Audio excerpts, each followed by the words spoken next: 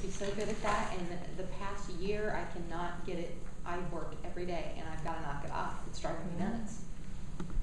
It's just so hard when you work full time and It used to be. and you do the domestic chores. And it's just hard.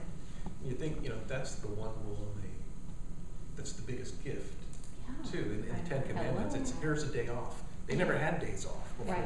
And I feel so much better when I do it. When I really make myself not work for one day every week, I feel so in balance and more energy and It's the gift law.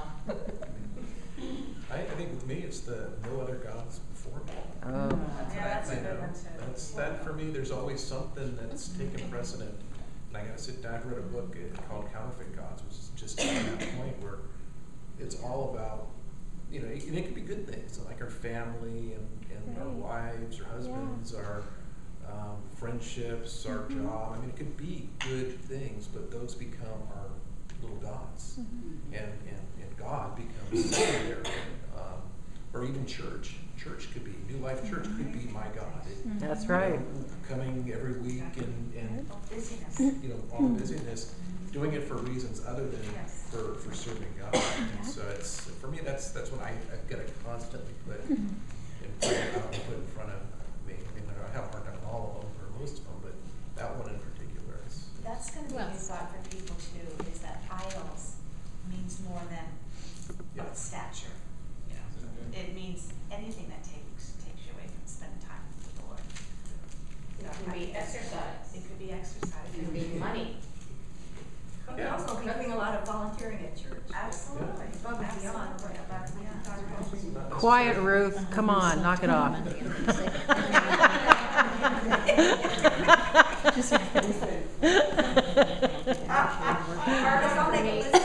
Or not serving enough. I mean, there you go. No.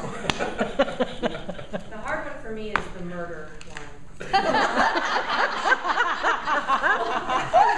Well, isn't that what gossip falls under? It is. It is. So murder is the hard one for me, and I don't know. I find it. My daughter and I are very close, and she and I can get into that mode.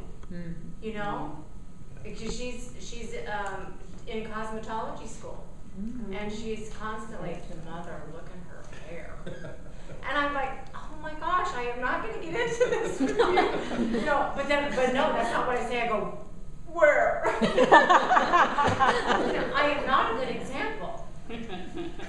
Murderous. I like Andy Stanley's like, thou shalt not commit adultery. I don't commit adultery. And then Jesus says, well, if you think about it. Done. It's like, that's not fair. I can't even think about it. Okay, well, now we're on to page 76, continuing the story. We're on time here. He gives us some additional passages to go deeper.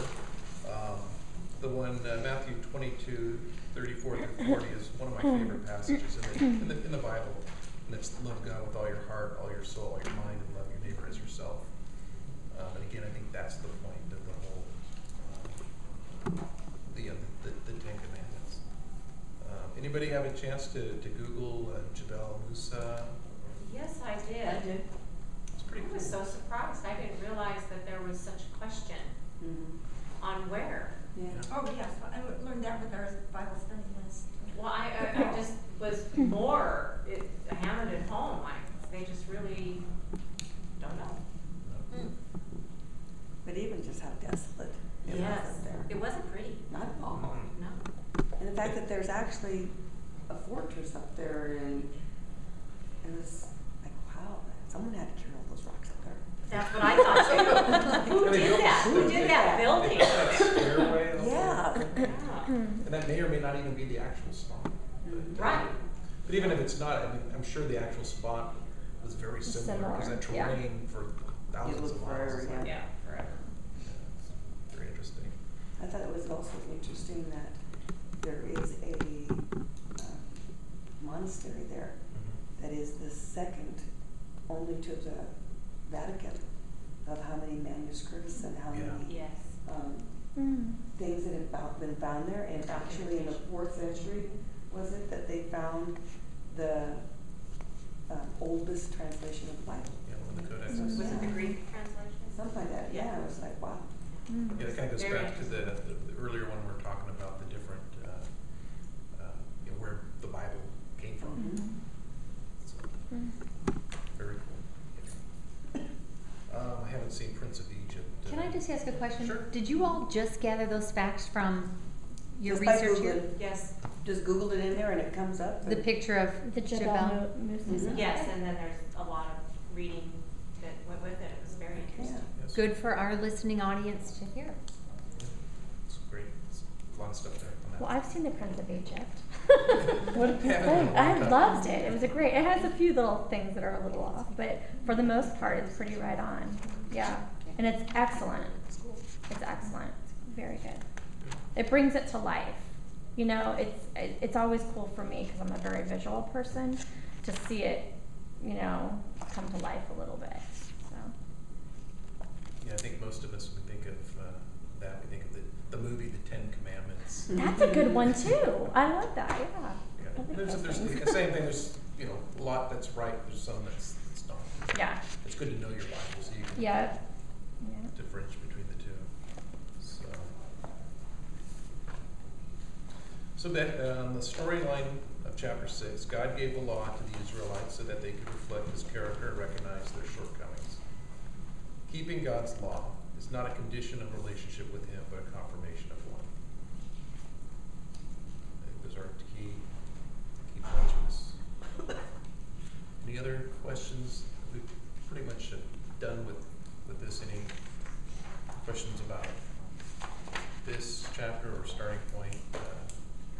We could, maybe Weston or I can. Yeah, Wesson, Mark, and Maggie, have we touched on kind of the kind of questions that typically come up on this lesson of the law? What I've observed in the last 5 that we've done is most people get really, really quiet about the why does God give us law. They don't really, a lot of people don't grasp it. So it's just going to be nice if you can help and kind of dig into that question a little bit. This is one of my little reminders that as soon as you confirm anything, they stop asking. So you want to just keep digging in a little bit, digging in. And this is one of those places where I actually call on people. I'll go, are you tracking with us? Is this making sense? Do you have any questions about this? I think at this point people actually want to be called on.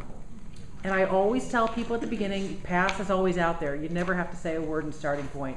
But I see so many questions on people's faces on this particular point that I start pointing and asking. And boy, we have gotten into some crazy deep stuff on this topic. Yeah, this is going to be a paradigm shifter for many people that grew up in an Orthodox background where it was about following the rules. And suddenly, I know when it first hit me about 11, 12 years ago, one of Pastor Doug's early messages, I really had to digest it. And it took a while to kind of go from growing up with a rule-based, legalistic background to a relational one. And it just was, even though I knew my Bible, it was just a little foreign to me. And I had a relationship with Jesus, but it was the fact that that's the purpose, it struck me. And this is another place, you actually nailed it when you started out. This is another place where I recommend it 4 times throughout Starting Point, that book, The Perfect Stranger, because you actually tied into one of the comments that's in that movie, which is Hitler, Mother Teresa.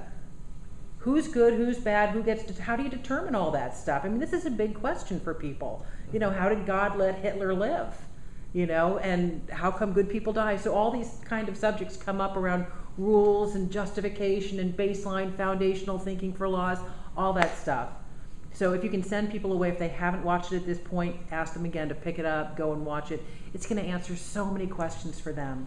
That's the movie, right? The movie, The Yeah. Perfect Stranger, but not the one with Halle Berry. Okay, good to know. And so the question again, I'm sorry, just to make sure that we all know as leaders here, to spend some time and let this sink in at our tables. The question again, basically it's that question on 73, right? Why is God so concerned with rules? Why does He have the law? Is that right? Yeah, that is the base question for this chapter. The answer being, and again, you don't want to really, you want them to get to the point by the end. When you're closing, you want to go because it's a confirmation of his love is what you're listening for. And you're really watching people at this point. And if they still look spaced out, confirmation, really? Then you just hang out with them after the session a little bit. Yeah. If people are, why does God give us love? Because it's a confirmation that he loves us. You just want to keep hearing that from people. The prodigal son story in Luke is a good story as well, because it does talk. I mean, there's two audiences that story was meant for, but for new believers, it does show that the grace of God. It's a great point. It's a great point. Great story. To your question, what other questions might come up?